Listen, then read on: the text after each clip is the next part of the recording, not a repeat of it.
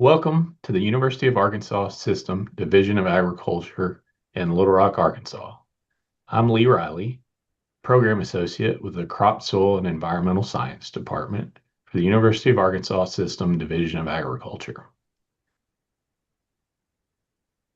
Thanks for joining us today for our 14th webinar in the Arkansas Conservation Partnership Series, funded by USDA's Natural Resource Conservation Service in Arkansas and hosted by the University of Arkansas System Division of Agriculture. Today, we will be hearing from Dr. Mike Daniels, a distinguished professor with the University of Arkansas System Division of Agriculture's Crop, Soil, and Environmental Science Department. If you're watching live on Zoom, you can submit any questions that you have via the Q&A box. You'll notice here at the bottom of your Zoom app, there's a little box with a question mark that says Q&A under it. So click that, type in your questions, and we'll do our best to answer all of your questions live at the end of the presentation. Dr. Daniels has a wealth of knowledge, institutional knowledge from the division, his many years of the Division of Agriculture and working in conservation research with NRCS. So don't miss this opportunity to ask any of your questions that you might have. So with that, I'm going to introduce Dr. Daniels. So Dr. Daniels is a distinguished professor of Extension, Soil, and Water Conservation for the University of Arkansas System Division of Agriculture's Cooperative Extension Service. During his 27 years of service, Dr. Daniels has developed and implemented innovative extension programs as well as conducted applied research to help agriculture producers and conservation professionals address soil and water-related issues facing agriculture. Mike's program has emphasized the development of partners to work collectively to increase their knowledge and application of soil and water conservation practices to improve water quality, soil health, increase irrigation water use efficiency, and reduce nutrient loss runoff. Mike co-founded and currently serves as the director of the Arkansas Discovery Farms program, where the impact of agricultural practices on soil and water resources are documented on private farms, and agriculture producers are included in the solution process. So today, Mike is going to tell us about the University of Arkansas System Division of Agriculture, or we refer to it as UADA, how they serve our communities, and talk about the partnerships with the Natural Resource Conservation Service. And remember, again, there's that Q&A box at the bottom, so feel free to type any of your questions in there, and we will answer as many of them as we can at the end of the presentation. With that, I'm going to turn it over to Dr. Daniels. Thanks, Lee. It's a pleasure to be here today, especially to talk about this subject. I also often talk about technical issues, and this is going to be something different for me and exciting, but to get to talk about partnerships and the value they have in soil and water conservation, and especially that partnership with NRCS, but there are others, and I'll talk about that later. I put this picture up front because this is an example of a partnership in action from our discovery farms. This was our discovery farmer. I don't know if you can see me pointing, but this is Mike Wood, our farmer, up front in the white shirt, talking to the then chief of NRCS, Jason Weiler. This is Keith Scoggins from NRCS, of course, myself, Alice Weeks, who was with NRCS, Bob Young, that was actually helped us find Mike Wood to be a discovery farmer, and Nancy Young. And so we do a lot of joint things together, but this was just one example. Who are we? I think that to start this, especially because I'm talking to people from all different walks of life and different agencies, sometimes we in the University of Arkansas Division of Agriculture, we don't really explain who we are and what we do to the public sometimes. But we are an independent land grant institution within the U of A system within the federal, state, local cooperation. Land grant universities have been around now for over 100 years. were funded by the federal government, started by the federal government, but in cooperation with state and local. Each state has a land grant institution. Several states have more than one. For example, in Arkansas, we have the University of Arkansas Division of Agriculture as a land grant university, but we also have the University of Arkansas Pine Bluff, which is part of the system, but they are what is known as the 1890s land grant university with the same missions that we have, and we work in partnership with them also. We emphasize basic to applied research and technology adoption. That's what we do in the Division of Agriculture. We also are an impartial source of science-based solutions to relevant problems. So, if we have one product to sell, it's that we're unbiased and we're research-based. And we're not trying to sell you anything but the knowledge that we have. And if it's not helpful, then we need to find knowledge that is helpful to you. What is the land grant institution mission? Like I said, they're in all 50 states. And what's shared among those 50 states is that we all have what I would call a trifold mission. And that mission is agricultural rural research. Our research started out in agriculture, but we do things with families now, environmental, human health. We do research in a lot of different areas that affect both producers and those that live in rural areas. And so we are kind of the research arm of rural America in a lot of ways. We do technology transfer through the Cooperative Extension Service. The Cooperative Extension Service, the name comes from the cooperation and funding between federal, state, and local. We actually get some of our funding, as all states do, from the federal government. The bulk of our funding now comes from the state, but we also get funding and have partnerships with local county governments. They oftentimes host us in their buildings, like courthouses and things like that. We also provide education at the college level in agriculture and family and consumer sciences. I'm talking about formal classroom education. You can get degrees in agriculture and family consumer sciences, both from the University of Arkansas Division of Agriculture and University of Arkansas Pine Bluff. Well, we're part of the University of Arkansas system. And that system is much larger than just the campus at Fayetteville. That is our flagship campus, but it also includes all these other institutions that we have within the university, including our University of Arkansas eVersity, the Winthrop Rockefeller Institute, the University of Arkansas Clinton School of Public Service. We don't often think about those things, but they're all part of the University of Arkansas system. It is a large, multifaceted, and diverse system. So who do we include in the Division of Agriculture? In the Division of Agriculture, we have two of the three mission areas. We have the Cooperative Extension Service, and then we have the Agricultural Experiment Station. I'm going to talk a little bit about both of these today, what we do and how we go about our business. Now, many people with an appointment in the Arkansas Agricultural Experiment Station also have a teaching appointment through the Dell Bumpers Agricultural and Life Sciences College on the University of Arkansas. But that part of the division is actually located on campus through the provost and the chancellor. What do we do in extension? Well, one thing I said is our funding from extension comes to us part of it comes from the federal government, and the federal government has 5 categories. They ask all 50 states and all those extension services, including the tribal extension services, the 1890s, and the other land grant universities.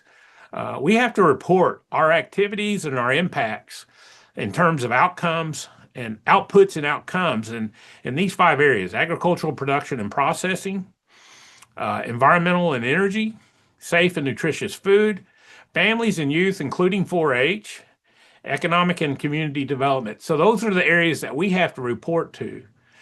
And because we have to do these reports, we've kind of organized across the country in Cooperative Extension Service, and certainly in Arkansas, we have 4 major areas or program areas that we're organized in, each with having an assistant vice president that answers to our Vice President of Agriculture, Dr. DQ Fields. We have agricultural and natural resources. We have family and consumer sciences, 4-H youth development, community and economic development. There was one on energy and environment that we report to, but all of these different areas combined report to those areas. So that one's not a fifth one. We housed in these 4 areas. Now, the thing about Cooperative Extension Service in Arkansas is that we're still one of the county-based systems. In other words, most of our delivery of education materials and outputs is done locally through our county extension offices.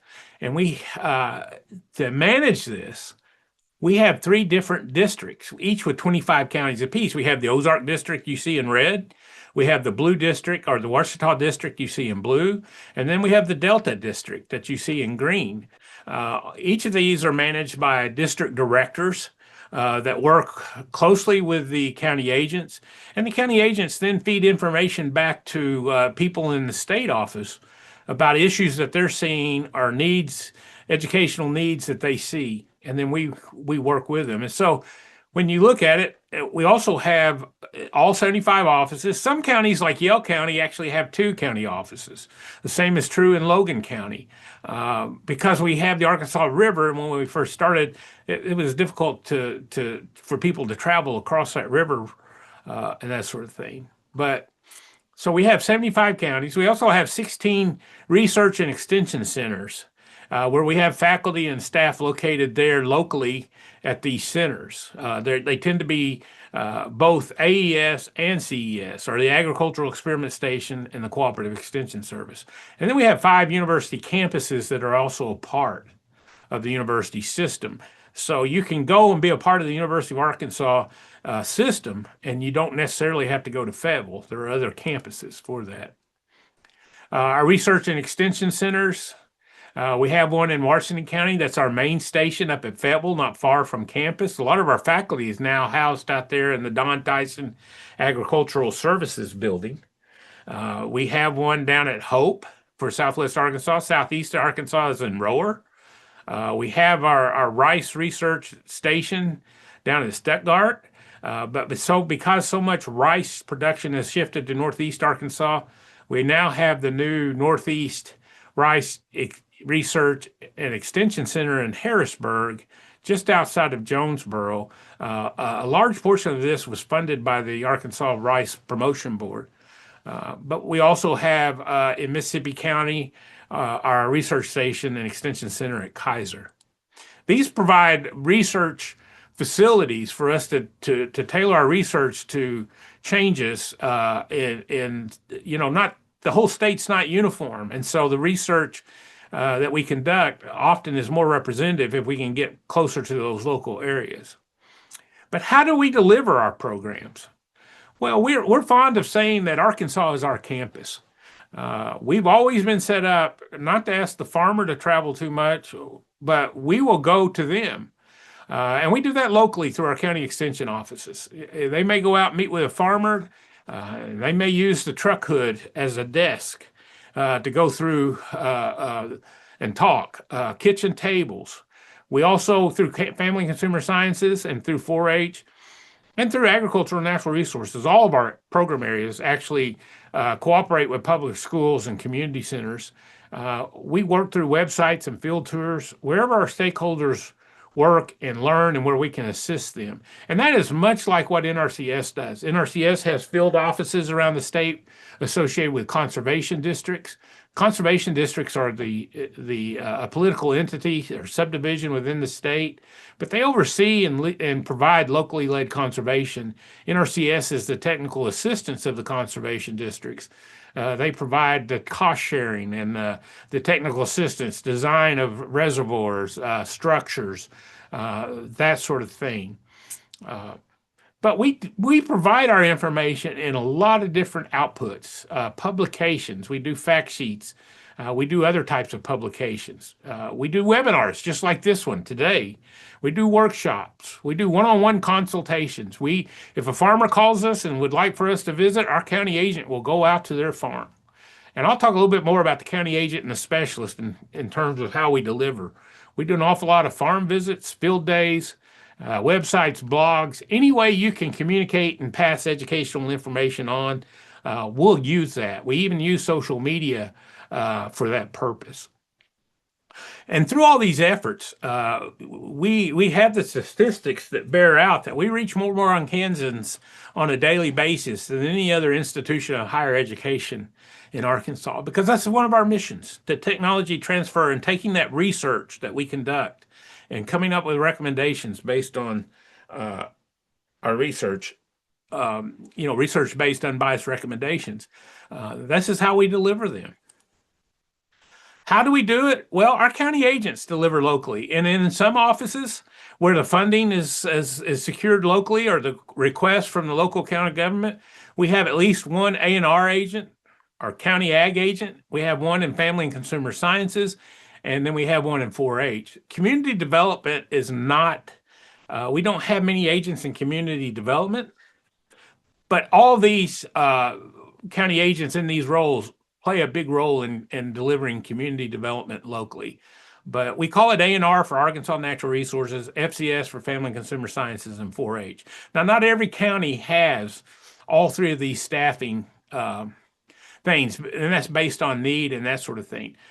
But they can overlap, and for example, our A&R and FCS may also have a 4-H appointment where they also have responsibilities in 4-H. Now, we also have a structure such that we have specialists that support county agents. County agents have a broad delivery of subject matter. But if they run into something they've never seen before or haven't been trained for, they can call a specialist. A specialist is a faculty member in the academic home on campus at the University of Arkansas. For example, I'm in the Crop, Soils, and Environmental Sciences Department. I answer to the department head on campus in Fayetteville. And our number one thing and number one goal is that we support county agents with their local delivery. Our county agents are the gateway to the University of Arkansas system for many people in rural areas. We also are expected to conduct applied research, and we also are a liaison between AES and county agents.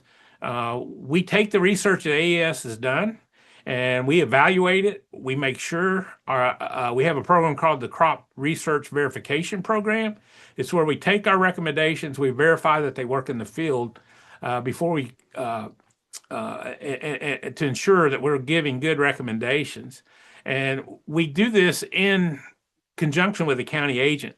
And so we provide a lot of in-service training. Our county agents are required to take so much in-service training each year so that they stay current on the issues. But they have a tough job because they have to cover every aspect of agriculture locally, and that's where specialists come in. They can't cover all that at the level of detail that specialists do. And so specialists are there to support county agents and be that liaison.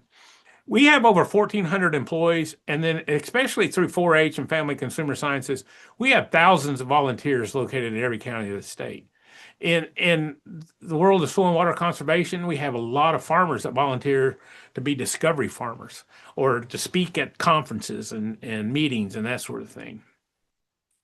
Here are just some agricultural program examples that come from both the Extension Service, but their foundation. For example, soil testing, fertilizer recommendations. Our researchers actually operate and run the soil testing lab. And then we jointly with the feedback from agents, the evaluation by specialists, and then the research by our researchers on campus. We combine all that information. We have information exchange going both directions. County agents may see an issue. They may share that with a specialist who then turns around and goes to the research counterparts and say, hey, we need to be working on this issue. And so in that manner, it's a joint program. It's a division of agricultural program with input and activity by both the researchers and the Extension Service. We have the Arkansas Crop Verification Program where we actually take over the management of a farmer's field and we implement all of our recommendations. We go out once a week, meet with that farmer. We have something similar like that in animal science where we work with farmers to improve their pasture management so they can extend their grazing and not as dependent in the wintertime on Hey, these are just examples. The one in soil and water conservation is the Arkansas Discovery Farms, and I'm going to use that as an example to show how our partnership works. We also do things in nutrient management training. We also do the pesticide licensure training. Here's the agricultural experiment station. They're divided up into 10 departments. There are our academic units where the classroom teaching goes on. It's where our researchers are housed that have both teaching and research appointments. And then our specialists are also part of the departments. But we have agricultural economics and business, agricultural education, communications and technology, animal science, biological and agricultural engineering. I'm part of the crop, soils, and environmental sciences department, but we have a entomology and plant pathology as a combined department. We have the School of Human Environmental Sciences, food science and safety, horticulture, and poultry science. That's how we are organized, each with a department head that leads faculty and staff in those areas. And if you're out there watching this and you know anybody that is trying to decide what they want to do in college or what they want to do as a career, we'd love to have them in the Dell Bumpers College of Agriculture and Life Sciences. There's a lot of exciting careers out there. And really our faculty do a great job of providing education. And let me tell you something about our college. You're going to get more personal help from advisors. They're going to know your name because we don't have as many students as other colleges on the campus like arts and sciences. So if you want to have that personal touch, great place to start in agriculture and family and consumer sciences in one of these departments. Here's some agricultural research examples. We are always refining crop and animal production recommendations. Pest management, it seems like, every once in a while, a new disease or something that can emerge that requires research. We are always trying to improve nutrition of our foods, how foods are processed. We're also working very hard, both, in research to make sure that we deliver a safe food source to consumers. We obviously do work in soil and water conservation across all those departments that you see up there. And we put a big effort into animal and plant breeding and genetics, trying to breed for things that are more disease resistant, more resilient, that sort of thing. And economics, ag economics, farmers are independent businessmen, and we have to help them with what we're seeing from an economic standpoint.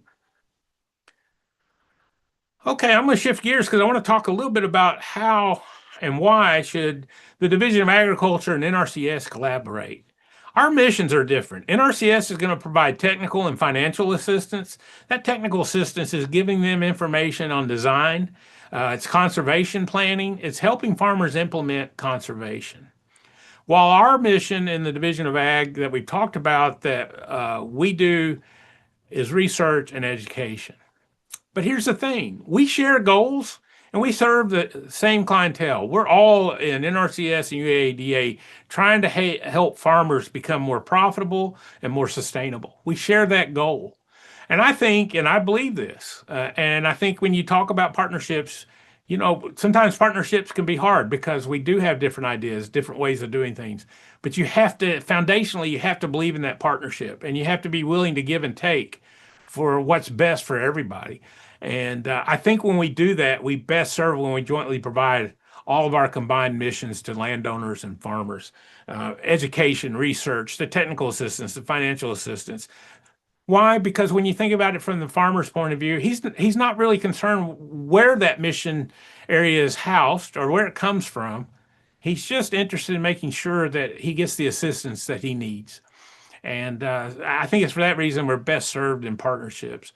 But I also think in time and limited resources, and we've seen some sweeping cuts to conservation lately, it's a way to provide cost-effective delivery and provide service and deliver impact, especially locally. When we work together, we can have so much more impact. And I truly believe that. I've seen it happen. But I also think there's times that we need to build consensus in science and implementation. We do not need one agency saying this and the other agency saying something different. That helps no one. So even though we may differ, we have to come together and find out and build that consensus. So I think there's a lot of reasons that we should be collaborating. And if nothing else, just to support each other in their mission area. Well, how do we collaborate in Extension and in the Division of Agriculture with NRCS? Well, first and foremost, when I started 30 years ago with the division, I was asked to go over and work with the Arkansas Conservation Partnership. This is a formal, non-funded arrangement between conservation at the at the state, local, and federal level. NRCS is involved, your local conservation districts, your Arkansas Department of Agriculture now, their Natural Resources Division. We all meet and work and we define issues together. We define trying to find resources, and it's a way for us to stay in connection and in communication, constant communication to make sure that we are all on the same page in delivering conservation to farmers. Several of us in the division serve on the NRCS State Technical Committee and subsequently on many of their subcommittee members. NRCS has to have this state technical meeting to get input from their partners, and we're glad to serve on that. We help make recommendations as how NRCS can move forward. And in the last 10, 15 years in Arkansas, and I think Arkansas has one of the best relationships and partnerships, but we actually have shared positions that are funded half by Extension, half by the division, and half by NRCS. A couple of our best examples is Mike Hamilton in irrigation. He works very closely with the irrigation specialists with the conservation districts. He helps write irrigation plans for the overall farm conservation plan for NRCS. And then Discovery Farms, Lee Riley is co-funded, and he's for water quality, but he helps make sure that all the data we're collecting on edge of field runoff and evaluating conservation practices is good, and that we share that with NRCS. We also do a lot of conservation research to help support NRCS, either developing new conservation practices or evaluating existing practices. We also have programs that NRCS use. Soil testing, for example, it's a big program that is used in nutrient management planning. And so we help them through that process by supporting them with the soil testing. We have a lot of cooperative agreements. And the best example I know of is this webinar. This webinar series is funded by NRCS. NRCS internally did a needs assessment of their employees of what they needed to need more about. They came to us and said, you're in education and outreach. Can you help us design training programs? And what we came about was this series of webinars that we conduct and record. Not everybody can be here at the time we're having it, but they're recorded. They're provided where people can access them in their own time. But that came from a cooperative agreement that we have with NRCS to provide that type of training and information.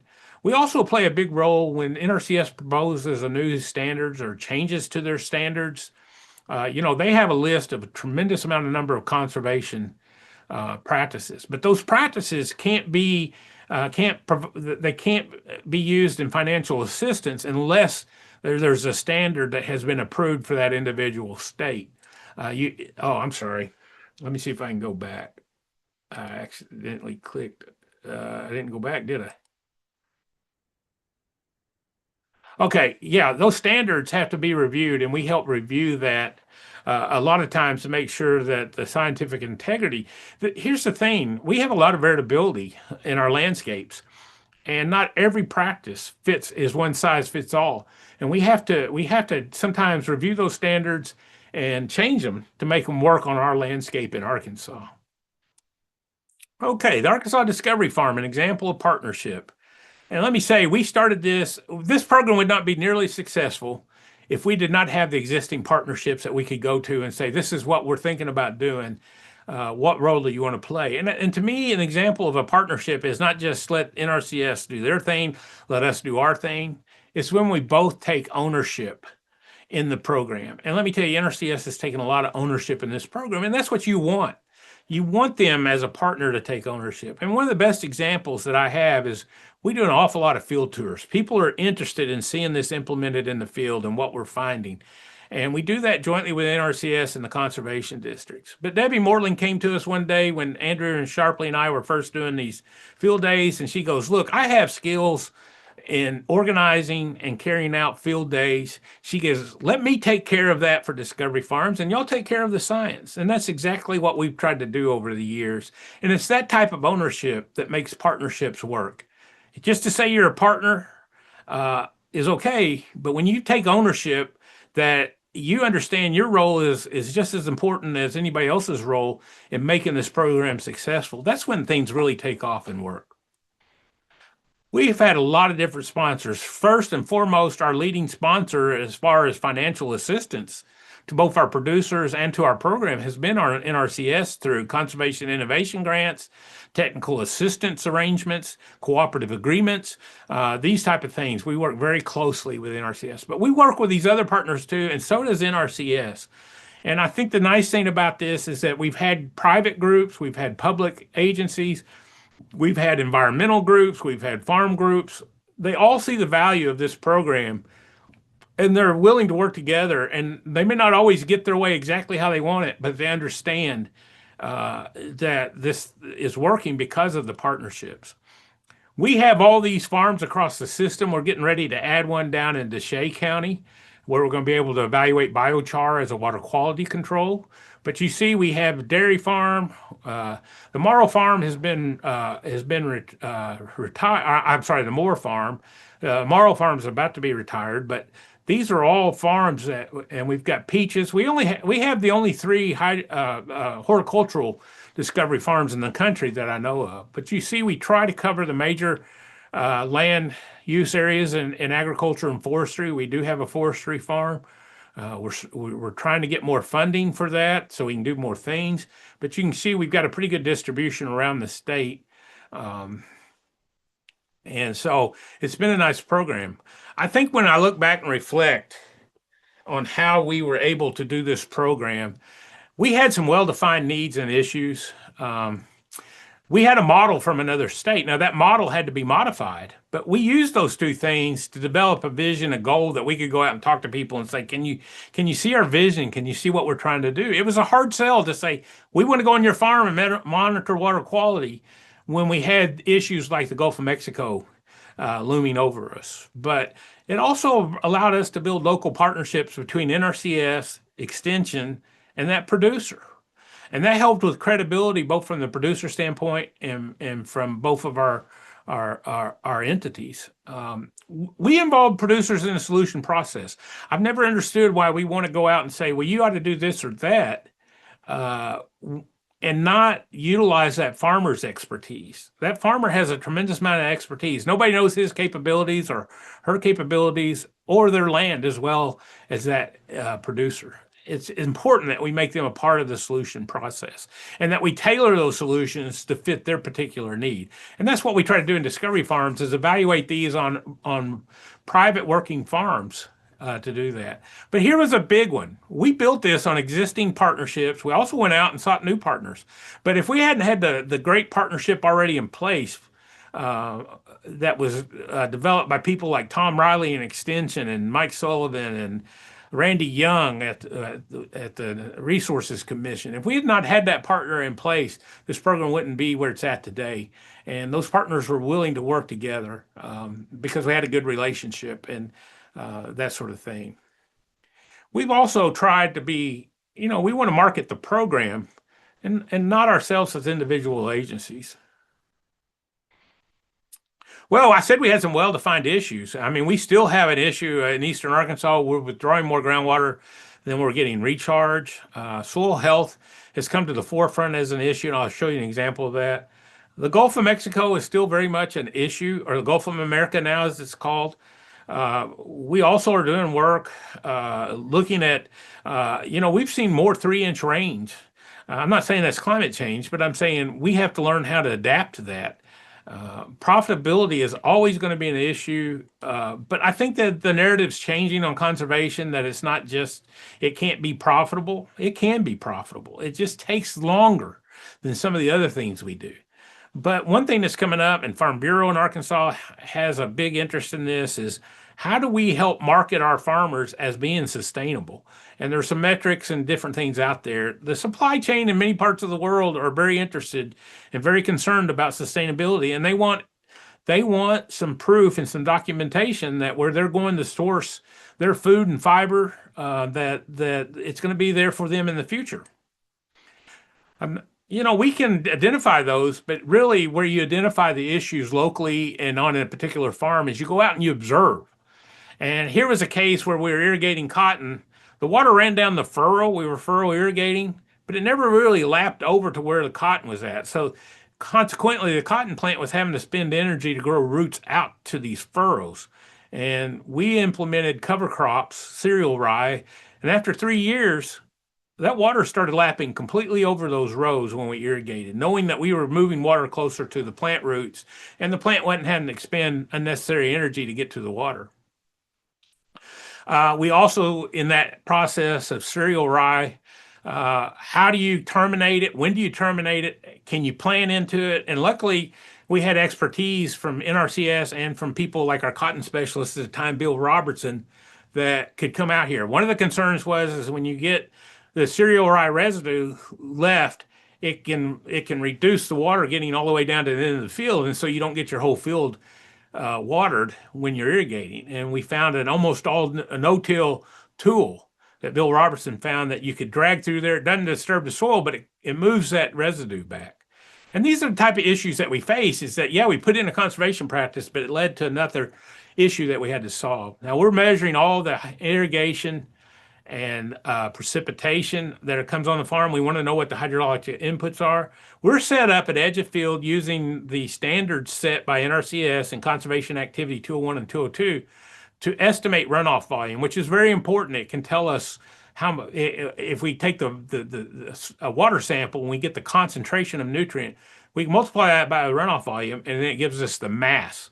And that way we can compare that to what we're applying as fertilizers. And we can make sure our recommendations are not only meeting the plant needs, but that we're doing it in such a way that we're not losing a lot of nutrients. So we measure nitrogen, phosphorus.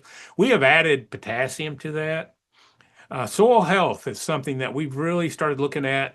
We try to take selected indicators. The one indicator that responds the greatest to new conservation, such as tillage and cover crops, is water aggregate stability, which is it's kind of the only way we have to numerically describe soil structure and the building of soil structure. And where we've tilled year after year after year, even in no-till, where we've been back in no-till for a while, we still have poor soil structure. But we're now also looking at nutrient cycling, both nitrogen and carbon. And one of the things that we're looking at are the trace gas losses from that. We do not have and never have made a lot of measurements, but new technology is allowing us to make more of those measurements out in the field so that we get an idea of how much we're losing in that cycling process. We know we can lose it in runoff, but are we losing it in these trace gases? And if we are, can we better implement conservation practices to stop that? Because every bit of nutrient we're losing affects the farmer in terms of profitability. This is just some different things. These are putting in soil moisture sensors. This is measuring irrigation water that we put on through irrigation flow meters equipped with data loggers. Any water on that farm, we're going to try to sample. At the edge of field, we use flumes, and we use the ISCO automated sampler to pull samples. It doesn't always rain during the work days, during the work time. Sometimes the sample's ready to collect in the middle of the night. So this collects the sample. We got to go out there and pick it up physically and send it to the lab. So there's a lot of conservation monitoring going on through this program. And I think you're going to see more and more of that in the future as we try to address some of these societal issues about the role of agriculture and the impact it may have on natural resources. And we have been able to build a pretty substantial database over the years. For example, we can look at the concentration of nutrients and runoff from corn, and these 340 samples have been collected over the years, but we have a lot more of that for rice, soybeans, and cotton than we do actually in corn. But it can give us an idea of what we're losing in terms of the concentration. But notice the standard deviation often is bigger than the mean in a lot of these. And that's just plays to the fact that we have a lot of variability out there that can mask progress in conservation. Sometimes the variability is so great we can't really see numerically or through statistics the real effect that conservation. We can see it with our eyes, but it always show up in our experimental design and statistics. One thing we've noticed is potassium is not a conservation issue. It is not a water quality issue or natural resource concern, but it is a profitability concern. And we found out we're losing potassium at much higher levels than we are the other nutrients. And we've got to find a way to keep that in the field. And that helps. That's a thing that we were doing conservation monitoring. We found something else out that's important to that farmer. And what we found is that K loss and runoff from cotton, we're losing about 30 pounds of acre per year. Average loss is about 40% of what was applied as fertilizer. And so we're now looking and working with NRCS to look at, can we put liquid potassium out and incorporate it through knifing without disturbing the soil much? Will that hold it in place better than applying it on the surface? But at that time, it was that loss was equating to about $15 per acre. So sometimes we think about the cost of putting in conservation practices, but we don't always factor in that conservation practice may help us reduce losses that we're seeing in terms of economic losses. One thing we've always focused on is how do we control, avoid, or trap the source? And that's great. But one thing we found in Arkansas and Eastern Arkansas is we also have to start thinking about how can we manipulate the hydrology, because we're just getting too much runoff. And that's our transport for nutrients. Nutrients, if they lay in the field and have no way of being lost in that field, they're not going to move anywhere. But to be honest with you, we're getting a lot of runoff from rainfall. Somewhere up sometimes around 45%, and that's just too much. And it would help us with our water needs and irrigation if we can find a way to improve soil health, infiltration, and water storage in the soil. And we can do it. This is after 3 years of cereal ride down in Dumas, Arkansas. And I want to explain this slide. This is soil moisture sensors at different depths. The orange color is at 6 inches. The interesting thing is where we've grown cover crops, then looking at the water use by the cotton, we see kind of the same patterns and not the same magnitude. These lines, as you go move up the chart, it means the soil's drying out. These depths down here aren't drying out as much, but we see the same type of pattern. So plants are getting down now. The cotton plant's getting down to take that water up and use it. Whereas where we have no cover, you don't see that. See this big gap between the orange line and your other lines? It's just not getting the water down to 6 to 18 inches. Well, if we hadn't been monitoring, we might not have known that. And so environmental monitoring or natural resource conservation monitoring is important to all of this. And I think this is something that we can learn from and say, hey, maybe cereal rye, yeah, there's a cost up front, and a lot of farmers feel like it doesn't pay, but maybe after a period of time, if we're patient, when fuel prices go up, the cost of that water goes up. And if this information we can take and utilize to stretch our irrigation from 7 to 10 days, I'm not saying it's ready yet. We've got to do more. But this is a type of way that we can see that, when we implemented cover crops, it was more for nutrient cycling and other things. What we're finding, and cover crops we put in as a water quality practice, but we're finding it can affect water quantity also. So some of our conclusions that we've got from doing this work is that the total annual and P losses are relatively small compared to the nutrients applied from each field. But when that's collected in a small stream and then going down, I can't tell you how important. It's hard to put that in perspective. We're putting it in perspective at the edge of field, but in the overall scheme, it's a little harder. We know we're losing potassium. We got to figure out a way to keep that on there.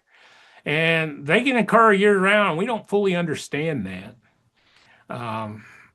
And we tried to see, well, what if we didn't put any K out, what would happen? The first year we didn't see any yield loss, but there are groups out there that say, well, if you go to regenerative ag, you don't have to put nutrients out. Well, the first year was okay. The second year we lost half our yield because we didn't put potassium out. So we found out that it's not so much that there's enough potassium. We've got to still fertilize, but we got to figure out how to keep that fertilizer in place for the crop. Soil hydrology is an important factor in managing nutrients. And we don't spend enough time studying and working through that because it's much tougher. It's a much tougher and slower process than changing fertilizer management. but it's something I think that there's a low-hanging fruit that may help us in the future. And cereal rye might be one of those conservation practices that helps us alter the soil hydrology, just like land leveling.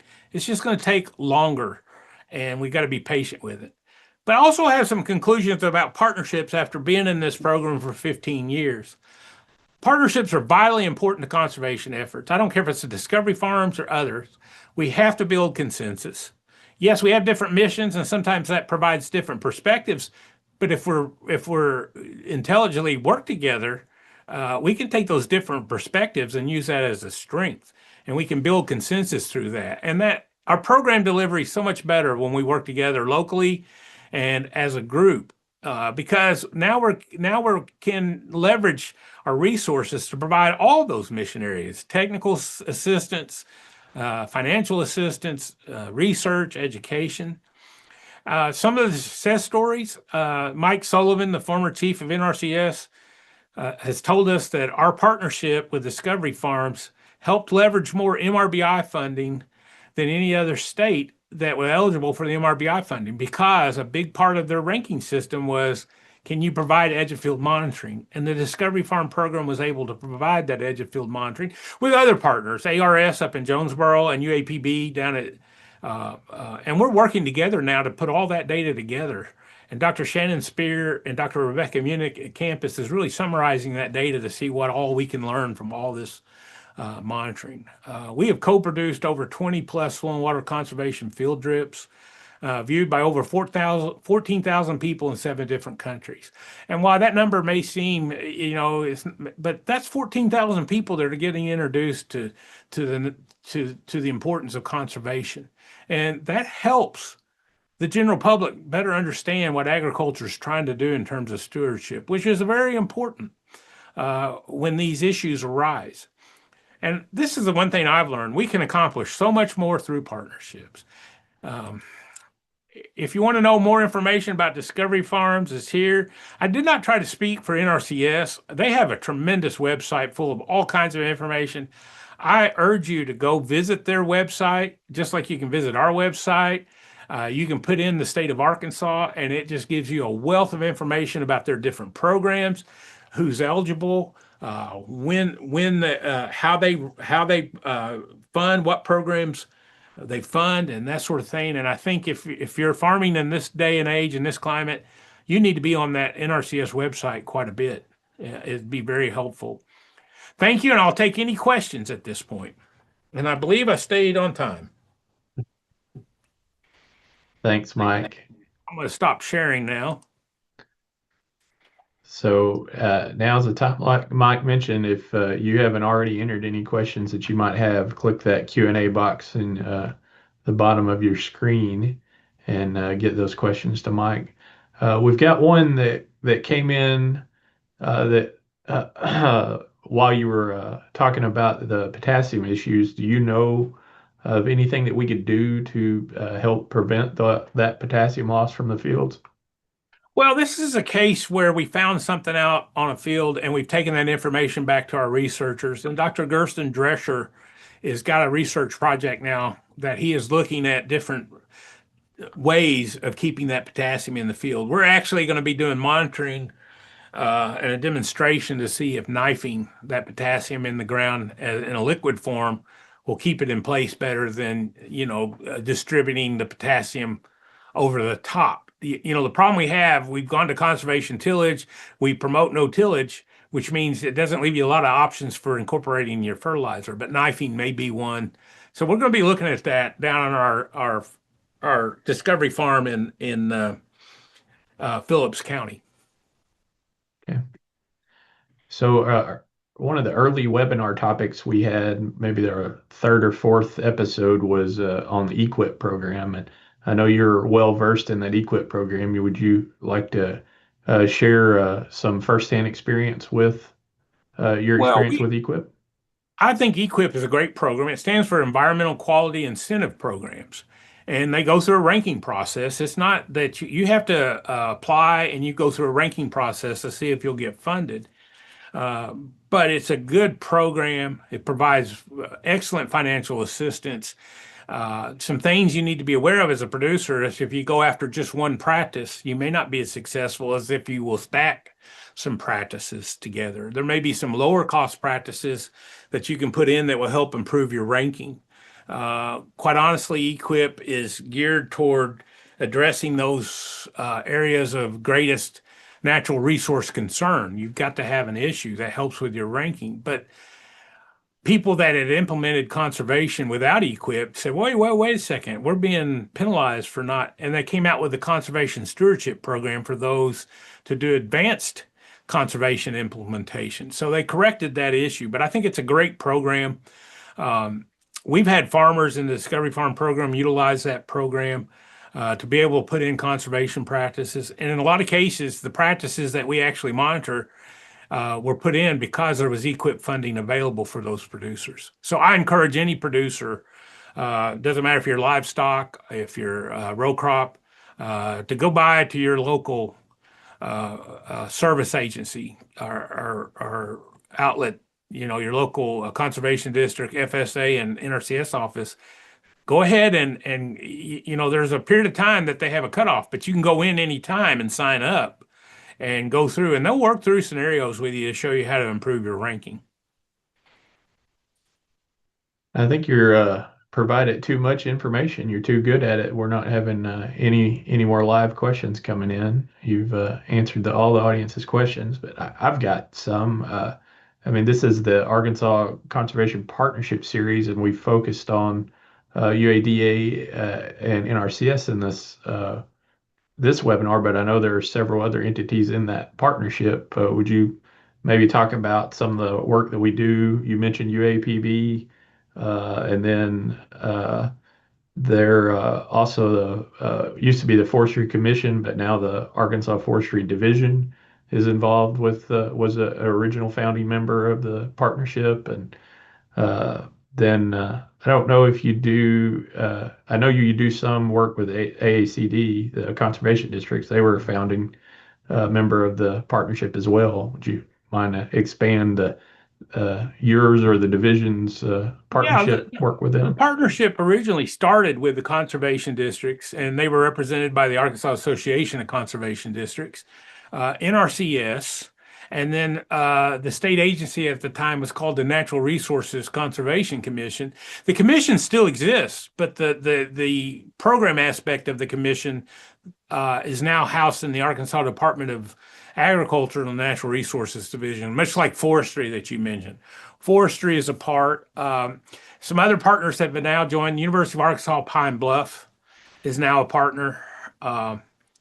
And we partnering with Arkansas, University of Arkansas Pine Bluff. They are a strong partner in our Discovery Farm program. They have an on-campus farm at the University of Pine Bluff, and they've invited us to come on, and they were able to go get federal grant money to put in a Discovery Farm Educational Center. All of our work on Discovery Farms is with farmers, but we also recognized there's going to be a great need someday for people working, conservation professionals that work with farmers, to be able to evaluate and monitor conservation. And we've got to develop the workforce for that. And having a place where students can walk out of their classroom right to the farm and get hands-on experience, we think is going to be important. And the data that those students help collect, we're going to try our best to make that available to colleges all over the United States to use as real data in classroom exercises. And a lot of times we're in our educational system, we cannot provide the hands-on. You get that after you join an agency. We're trying to develop that workforce where they'll be more ready to understand the challenges, the issues, and the technology used now to measure or monitor conservation. We're also working with the forestry department on our forestry farm. We're trying to use remote sensing and drones as a way to inventorying how much timber a private landowner has is tedious. It can be hard work, and we're thinking by using these drones. Dr. Jason Davis is leading that effort, along with Jarrett Rushing, our forestry instructor. He's also looking at doing a lot of training on how to judge the health of a non of a private forested land. Those are just examples. We also work with the Arkansas Department of Agriculture on things like their nutrient reduction strategy and other aspects of water quality education that John Pennington from the division leads. Thanks, Mike. We did have one question. There's probably a couple answers to this that I could think of just off the top of my head, but how can a producer get signed up to do edge of field monitoring? Um, you can go to your local NRCS office and you can apply for through Conservation Activity 201 and 202. They will actually cost share edge of field monitoring. Now, here's the problem for the producer. There's not a lot of people out there that can provide that edge of field monitoring as a professional service, but they can always come to us through the discovery farms, and if we can make it work, we will provide that edge of field monitoring, and then that producer can do an assignment of payment to us for us to recoup our costs of monitoring. There are real costs involved with it, but yes, and Arkansas leads the nation in the number of edge of field monitoring contracts, as I understand it. And for more information on that, contact Mary Clayton, the NRCS State Water Quality Specialist. She can give you more information for how to apply for that. But they decided to rework it for a lot of reasons, so they really haven't offered that the last few years, but they're offering it again. It's probably too late for this year, but it'd be a good time right now to go in and sign up for next year. Thanks, Mike. We're getting pretty close to the time, and we don't have any more questions rolling in. I think I'm probably going to go ahead and start wrapping things up unless we have another question just come in under the wire here. So I want to thank everyone so much for joining us today uh, for the Arkansas, or, I'm sorry, for the University of Arkansas System Division of Agriculture presentation today. I want to thank Mike for speaking to us today about UADA and the partnerships. I want to thank NRCS for funding this program and my colleagues here at the University of Arkansas System Division of Agriculture Cooperative Extension Service for producing and broadcasting this series. We hope you've enjoyed this presentation. Please look forward to your email and social media notifications for future topics. I know we've got two more in the works with our colleagues at UAPB and ASU coming up in the next few weeks. And then we also have the very first podcast that will be published soon. And then we want to make sure that you pay attention to those emails wherever you're getting constant contact notifications. And we'll try and make sure that those are advertised on all of our social media as well. So I think I've said it at the end of every one of these presentations that we have podcasts coming, but we really do. The first one is done, so we just got to get it distributed. And with that, I'm going to again thank Mike and everyone involved behind the scenes. It's a great team we've got working here, and thank you all for attending. I hope you enjoyed the presentation, and I hope you have a great day.